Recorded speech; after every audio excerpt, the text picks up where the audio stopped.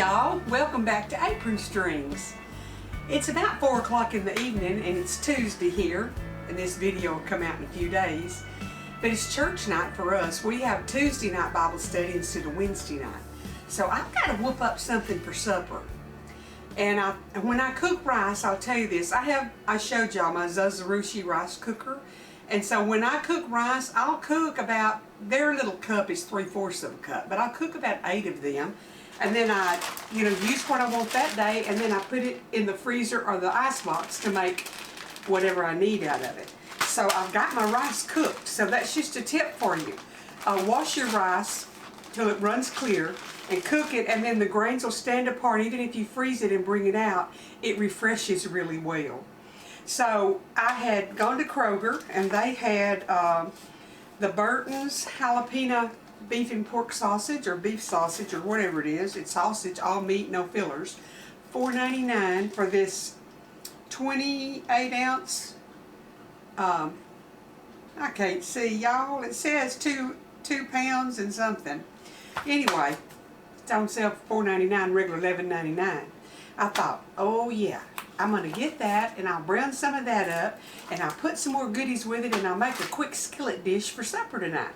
So I got in here and was getting started, and I thought, phooey, I'm going to show my people, y'all are my family, y'all need to know what we eat and how to do it. So we're going to make a sausage skillet dish for supper tonight. And I'm just going to let y'all ride along with me because there is no recipe, okay? So if you want to know how I'm going to do it and what I'm putting in it, you're going to have to watch, because I'm just going to do like I do when I'm not videoing. I never measure, I don't use a recipe. I put it in my hand, blah, blah, blah. So we're fixing to make us a skillet, one skillet supper. So y'all just come on over. I'm going to get my onions in and let them saute. And then I'm going to cut up my sausage. I'm going to decide what else I'm going to put in it. We're going to get busy. I want to put a little bit of olive oil. I've got my skillet on a medium low. And I'm just going to put, this thing don't let much come out. So y'all think I'm putting a bunch? I'm struggling to get some in there. Probably about 3 tablespoons is what I'll have in there. Because when I get the sausage in, it's going to release some of the grease that's in it. I'm just going to give these onions a rough chop and get them in there and let them cook down just a little bit. And I figure my grandsons will come over after church tonight. In fact, I know they are, because little Richard called and wanted to know could he borrow his papa's welding machine. So they'll barely get off work in time to get dressed and go to church. So Nana will have something for them to eat after church. I want my boys hungry. Okay, this is a sweet Vidalia onion. So that's going to be very good in this. But I'll tell you what, I bought a big old bag of them at Costco. And this year, I don't know what the difference is, but every time I buy them, and I keep buying them because I like them, they don't last long. I'll have some bad ones in there. So I don't know if it was the heat in the transport from Georgia to Houston. I don't know, but it's still worth having a Vidalia onion. Okay, I'm going to turn the camera off and clean up my mess a little bit and get some more stuff ready to go in while this is sauteing, and I'll be back. Okay, my onions are starting to get a little bit caramelized, a little bit of color on them. So I'm going to go ahead and add in my sausage, and I just cut it in rings, and then I cut some of them in half. And I used 2 lengths of that sausage. I think this will be plenty. It'll give everything a good flavor, and if I think I need to brown a little bit more, I will. But right now, I think this is going to be probably enough. So that's 1 large onion and a couple of lengths of sausage. And I'm just going to let that cook and let the sausage kind of brown. And I will come back in a minute and show you what I'm doing next out of my head. I decided that I would add 1 more length of sausage, so I cut up 1 more. They're about 8 inches long per length, so that's 3 in here, and 1 big onion so far. Okay, I have I'm fixing to chop. I have sliced in half one yellow squash and a zucchini, and I'm going to chunk them up and I'll put them in here. I'll turn y'all around there and let you visit with me while I do that. I mean, this is a big old chore.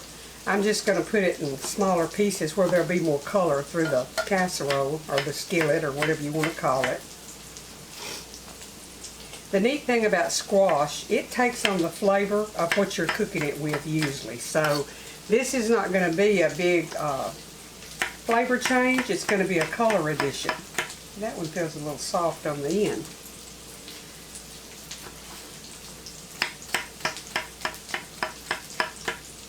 Okay, I'm going to throw this in the skillet, and then I've got some more things I'm going to put in, but I'm going to add my rice where it can start cooking, browning a little bit too. So I'm going to turn y'all around.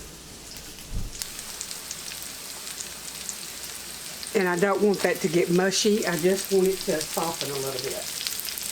I like a little bite to it. Now you could add some cabbage, shredded cabbage, which I don't have, or I might would. I like corn with rice. Two starches together. Real healthy. But corn and rice is good together. But I'm not going to put corn. I'm going to put this, and then I'm going to add my rice in and let it start heating too, because it's been in an ice box. And when I cooked this rice, I cooked it with butter, onion and garlic powder, and then I added a package, 1 or 2 packages, because it was a big pot of rice, of onion soup mix. And I told y'all I get mine at Aldi because it's cheaper there. I like to save money when I can.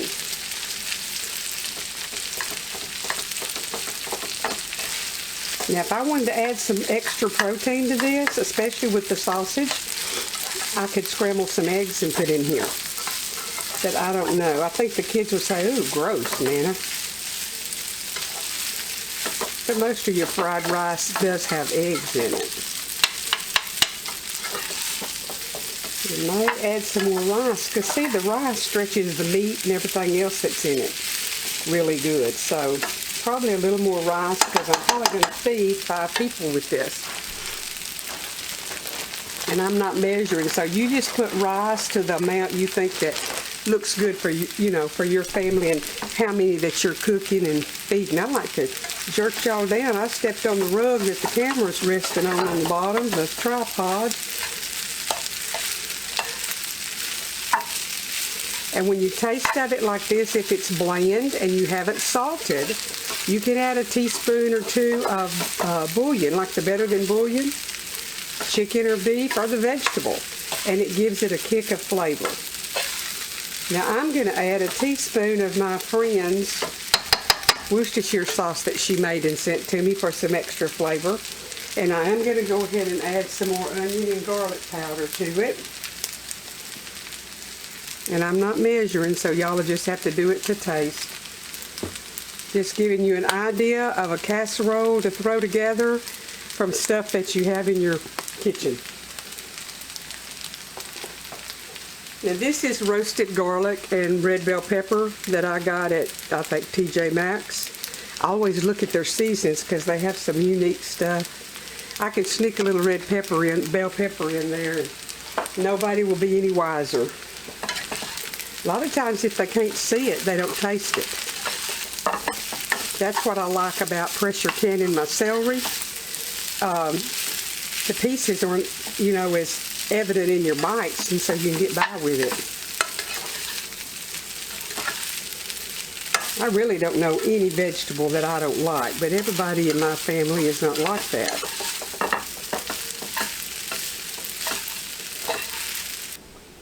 I'm going to add about a teaspoon of Worcestershire sauce. Thank you, Susan.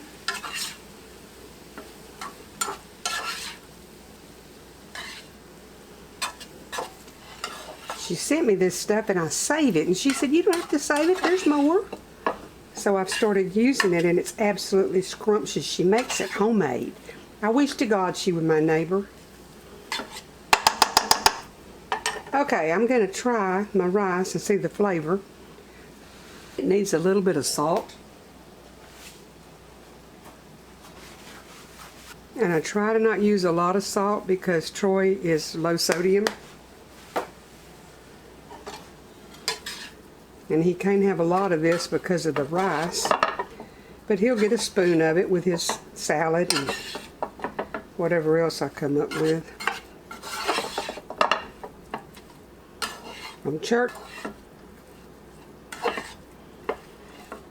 Okay, y'all, I'm gonna see what else I'm gonna put in here and I'll be back and show you. I wish I had something red, but other than sun-dried tomatoes, and I don't think Troy would appreciate that. So I'll be back in a minute.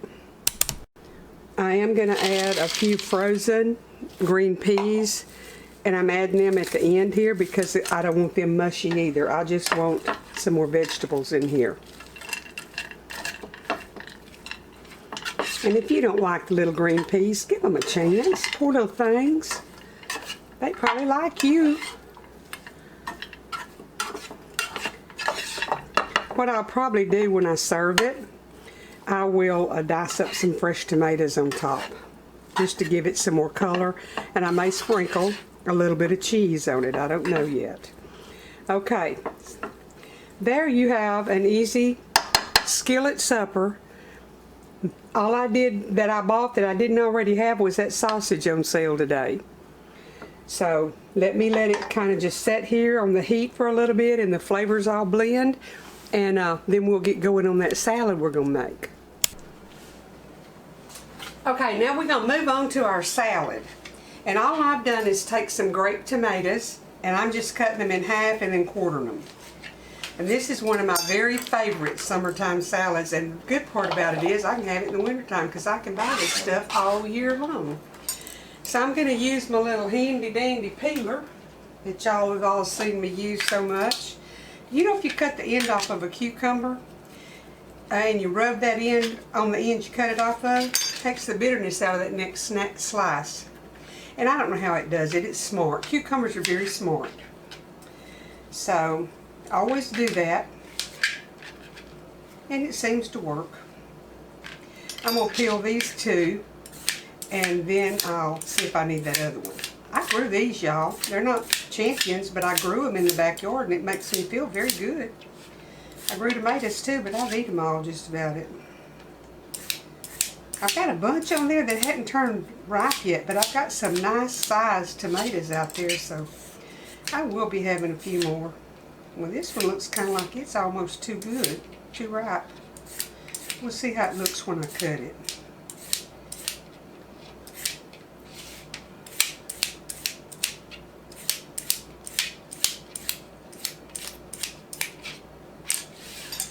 Okay.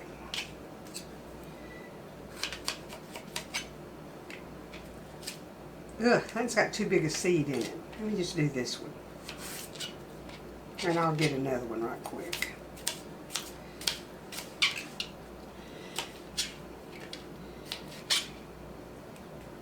Well, practice what you preach, sister. I got all rattled because my cucumber's got big seed in it. And if I'm going to have more of one thing than the other, I'd rather have more tomatoes than more cucumbers. That's just up to you. And I can put whatever I want to in it onion-wise, but I'm going to use purple onion today. So I'll get these peeled and cubed up in there, and then we'll put the rest of the goodies in the salad. Okay, y'all, all I've done is put my cucumbers and tomatoes in here. And like I said, you do the ratio you want, usually half and half. But if you have to do more of one, do more tomatoes. That makes it yummy. And then I just sprinkled onion and garlic powder. I didn't measure that either. And I don't salt it because the sauce on it, or the dressing, or whatever you want to call it, is zesty Italian salad dressing. So it has all those seasonings in it that you would need. Now I've chopped up some purple onion to go in it. And I figured y'all knew how to chop onions, so we didn't video that. And if you wanted to add some green onions and some vidalias, you could. But I'm just going to go with this purple one and hope it's sweet. Now I'm going to tell y'all a little trick that you can do if you want to. When you're going to put salad in a bowl, if you'll peel you a clove of garlic.